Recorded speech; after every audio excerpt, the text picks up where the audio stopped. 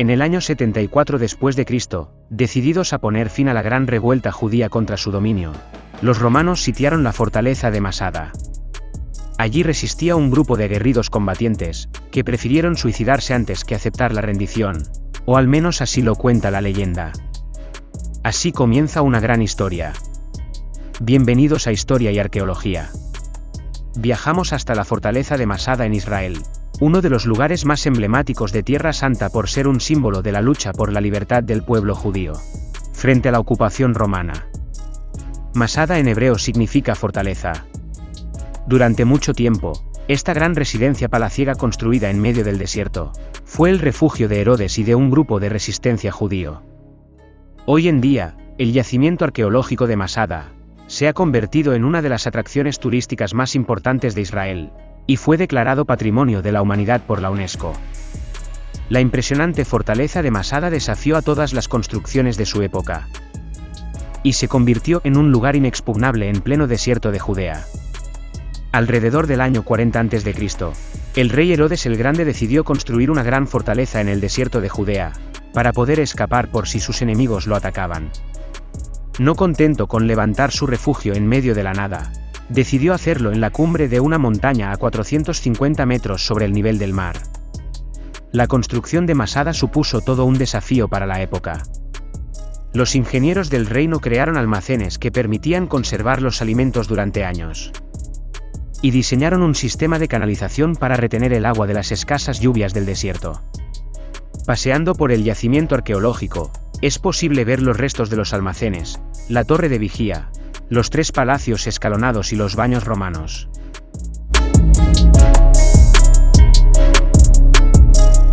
Los primeros restos de asentamientos humanos se encuentran en unas cuevas en el acantilado meridional que se remontan al cuarto milenio antes de Cristo, en la Edad del Cobre. También se han encontrado restos cerámicos en la terraza central del palacio septentrional, así como en otras zonas de la meseta.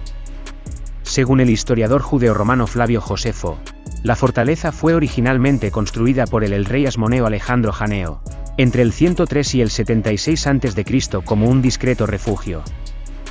En el año 70 después de Cristo, las legiones romanas comandadas por Tito, el hijo del emperador Vespasiano, tomaron Jerusalén a sangre y fuego. Tras masacrar a sus habitantes, saquear y arrasar el templo de Salomón, Tito y sus lugartenientes creyeron haber aplastado definitivamente la gran rebelión judía contra su dominio, iniciada 4 años antes. Quedaban tan solo algunos reductos rebeldes, particularmente en 3 fortalezas que se alzaban a orillas del Mar Muerto. 2 de ellas, Maqueronte y Herodión, no tardaron en caer. Pero la tercera presentaría una encarnizada resistencia, y obligaría a los romanos a organizar una de las mayores y más arduas operaciones de asedio de la historia de Roma. Masada se encuentra sobre un promontorio rocoso que se alza 400 metros sobre el nivel del Mar Muerto. El lugar había sido utilizado como fortaleza desde el siglo II a.C., pero fue Herodes el Grande, rey de Judea entre los años 37 y 4 a.C. y aliado de los romanos, quien la habilitó como una ciudadela regia, construyendo una muralla, una torre de defensa, almacenes, cisternas, cuarteles, arsenales y residencias para los miembros de la familia real. Desde el año 6 después de Cristo, había estacionada allí una guarnición romana. Al estallar la rebelión judía en el año 66 después de Cristo, un grupo de rebeldes se apoderó de la plaza fuerte y eliminó a la guarnición romana. Dirigidos por un tal Menahem, y tras su muerte por su sobrino Eleazar ben Yair, pertenecían a un grupo de judíos radicales, los sicarios, denominados así por el puñal o sica que solían emplear. Los sicarios formaban parte a su vez de los celotes, un movimiento nacionalista, que propugnaba el uso de la violencia para liberarse del yugo romano y acelerar la venida del Mesías.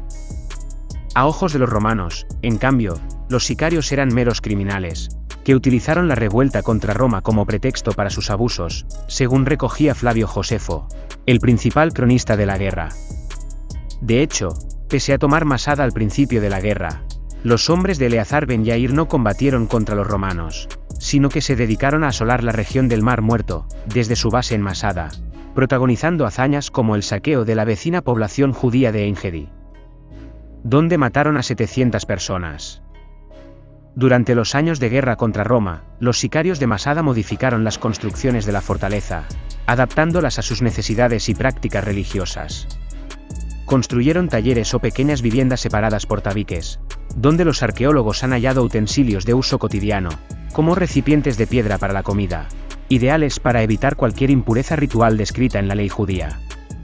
También se construyeron baños para abluciones rituales, en hebreo mikvaot, y una panadería. En el vestuario de la casa de baños de Herodes, se añadieron bancos y se instaló una bañera en una esquina. Los rebeldes también adaptaron a sus necesidades la sinagoga, construyendo otro banco corrido, algo que sugiere la necesidad de dar cabida a muchas más personas de las que habían acogido estas construcciones en origen, cuando sirvieron únicamente para el rey, su familia y algunos cortesanos. En las excavaciones de la sinagoga, se descubrieron fragmentos de cerámica u ostracas con la inscripción «Diezmo de los sacerdotes», lo que significa que se preocuparon de pagar el impuesto debido al templo de Jerusalén, así como una geniza, un hoyo excavado en la tierra para albergar los textos sagrados que, por su estado de deterioro, ya no fuesen aptos para el culto. Todo ello indica que los sicarios eran fervientes cumplidores de la ley de Moisés, aunque en una versión radical que, a su modo de ver, les autorizaba a quitar la vida tanto a cualquier enemigo de Israel como a los compatriotas que no cumplieran sus exigencias de fidelidad a la ley. A lo largo de la guerra, Masada fue acogiendo a una multitud de judíos que huían de la destrucción que ya se extendía por todo el país. Además de los sicarios, las excavaciones han sacado a la luz restos que demuestran que en la cumbre de Masada se refugiaron samaritanos, una comunidad de ascendencia judía tachada de impura por los judíos, así como esenios, secta ascética judía que poseía una comunidad en Qumran, no lejos de Masada. La vida interna de los esenios en Qumran se organizó en 10 zonas, cada una de ellas al mando de un jefe. El descubrimiento de unos ostraca que consignan el reparto del pan en 10 secciones, nos ha permitido conocer el nombre de otros líderes rebeldes aparte de Eleazar ben Yair, como Yehohanán, Simón, Yerajemeya, Bar Leví, Talmai, Peliaj o Dositeo. A comienzos del año 73 después de Cristo, Flavio Silva, comandante de la Legio Décima Fretensis, se dispuso a enfrentarse con los rebeldes de Masada. Habían pasado ya 3 años desde la caída de Jerusalén, tardanza tanto más sorprendente cuanto que si los romanos se pusieron en marcha, fue más por consideraciones económicas que militares, pues los rebeldes de Masada ponían en peligro el negocio de las plantaciones de bálsamo de la vecina Engedi, enormemente lucrativo, según Plinio el Viejo. El comercio de perfumes de Judea produjo la enorme suma de 800.000 sestercios durante los 5 años de guerra, y a los romanos no les convenía perder esta importante fuente de ingresos. El cerco de Masada planteaba numerosas dificultades. Los romanos debían traer el agua desde Engedi, a varios kilómetros de distancia, y los víveres desde Jericó o Jerusalén, pues en la depresión del Mar Muerto, a 400 metros por debajo del nivel del mar, las temperaturas de hasta 50 grados centígrados en verano y las heladas en invierno impedían practicar la agricultura.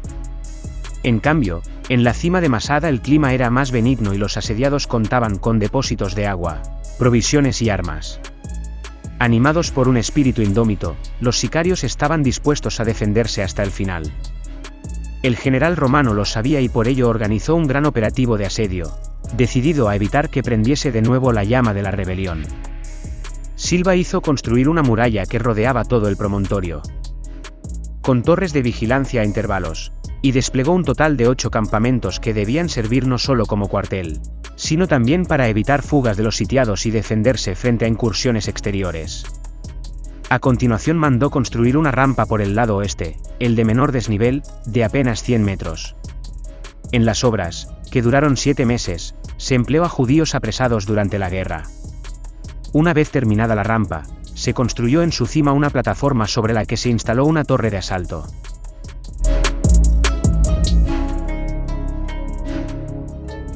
Iniciado el ataque, los romanos lograron derribar un tramo de la muralla mediante los golpes de su ariete, pero los defensores lograron cerrar la brecha con maderas y piedras.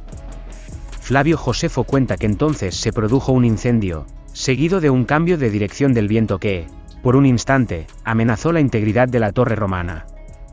Aquel día no cayó Masada, pero tanto romanos como judíos sabían que era cuestión de tiempo.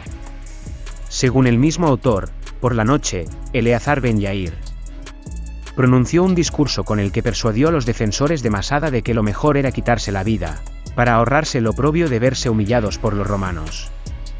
Puestos todos de acuerdo, quemaron sus posesiones y víveres, aunque respetando una parte para dejar claro que no morían por falta de abastecimiento.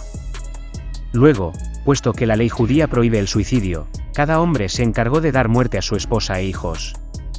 A continuación, sortearon 10 hombres que dieron muerte al resto.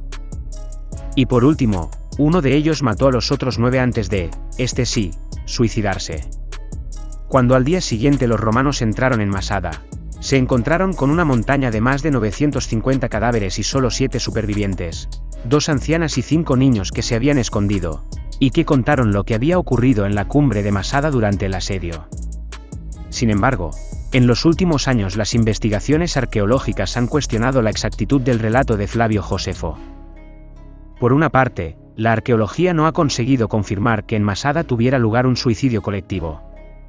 Por otra, pese a algunos restos de combates localizados junto a la rampa, hay quien afirma que esta nunca se terminó, y por tanto, nunca estuvo operativa, lo que desmentiría la escena del combate en torno a la torre y el ariete el día anterior a la caída de Masada. Como quiera que fuese, Masada acabó en manos romanas, y el recuerdo de los sicarios de Eleazar Ben Yair se diluyó en las páginas de los libros de historia.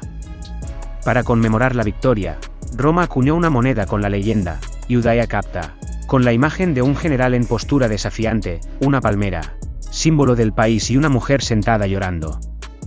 La conquista de Masada marca el fin de la primera guerra judeo-romana. El Imperio Romano deja una unidad auxiliar hasta principios del siglo II cuando Masada es abandonada.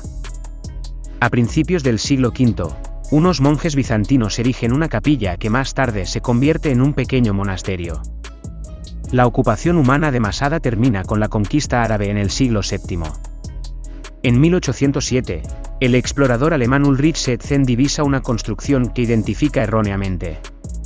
No es hasta 1838 cuando los estadounidenses Edward Robinson y Eli Smith identifican el lugar como Masada. 6 años después el misionero estadounidense Samuel Volcott asciende a la cumbre verificando la identidad del lugar. Le acompaña el pintor inglés William Tipping que realiza las primeras ilustraciones. El recuerdo de Masada se perdió durante casi 1900 años, hasta que su redescubrimiento a mediados del siglo XX la convirtió en símbolo de la tenacidad judía por conservar la independencia y la libertad. Muchas gracias por estar ahí.